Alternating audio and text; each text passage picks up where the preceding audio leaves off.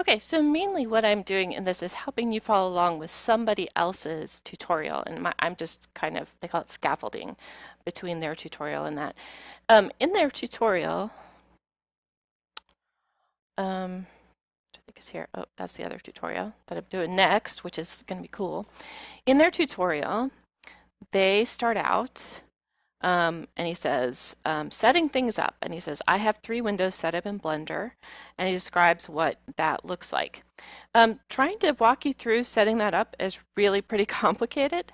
So instead, what I need you to do is, if you haven't already, go and download this file. Make sure that you already have Blender installed and it's up and running. And then you download this file. Okay. And then you can just double click, excuse me, to open it up. Okay, I already had a version of it open, so it's kind of the second version of it. Okay, now let's talk a little bit about what's going on and what is the same. Even though it looks really different, there's a lot of stuff that's the same as in Scratch. Okay, so we have our window here, which hopefully will look familiar over here. So this is our window where all of our stuff takes place, all of our program takes place. That's the same thing we have here. This is called the camera perspective. When you get super fancy at Blender, you can have more than one camera running at a time.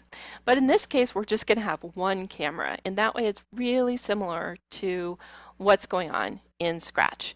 But this is called the camera perspective. And it's really just what the user sees. Okay, it's what the user sees. Okay. I like the fact that he set this up this way because it does follow really really kind of well with what happens in Scratch. So here is our sprite. This is our object. And over here is where we do all of our programming, right? This is our script window. Okay. Over here, in just a little bit, we are going to start writing some Python in this script window over here. It's a text editor, and we're going to write in Python, and that's where our code is going to be. That is just the same as you were doing in Scratch, except instead of dragging and dropping, you're going to have to type. Okay, there is some dragging and dropping going on. Now, we have several things going on in here. This is an object, and it's a car. And we can have sensors on the car, and we can have controllers. And actuators are things that make a car move. So the steering wheel could make the different parts. So controllers and actuators, kind of the same thing, but we'll see when we start programming them. They're a little bit different.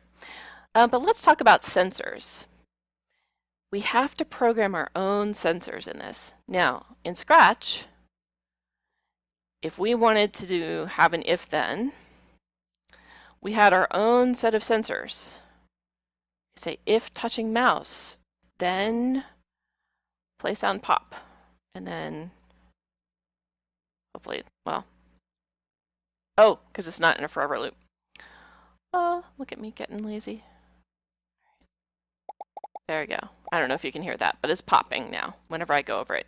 This is a sensor block, right? And we had to add a sensor to our car. When I have the sensor out of there, when the sensor's not in my program, the car does not sense anything. Now, it does get, I can click and drag it. There are certain sensors that are built in there that are just going to stay there. But we had to add a sensor. Just like we had to add a sensor in Scratch, we are going to add some sensors to our car so that it can sense different things. With Blender, we have a lot more options for what those sensors can do, and eventually you can program your own sensor.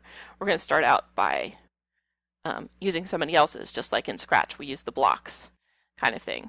Controllers, actuators are just motion.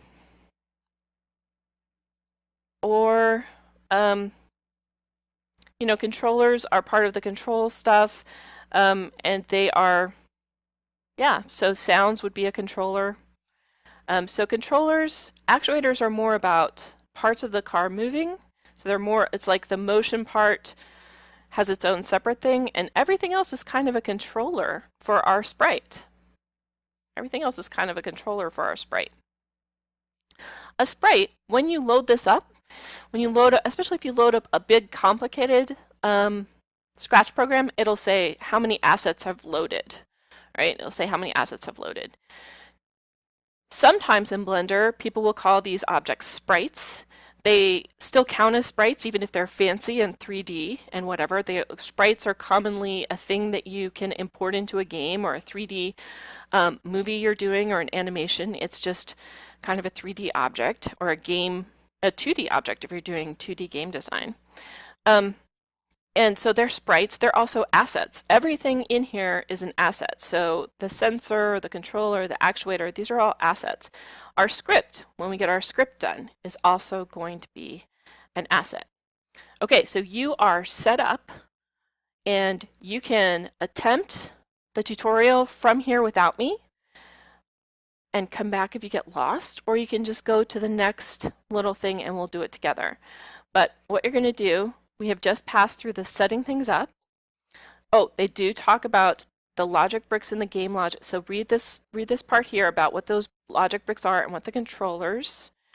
So they let you determine how the sensors are interpreted or used. Actuators make things happen when certain parameters are met.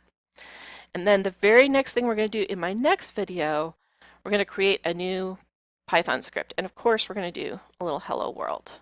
All right, see you in the next video.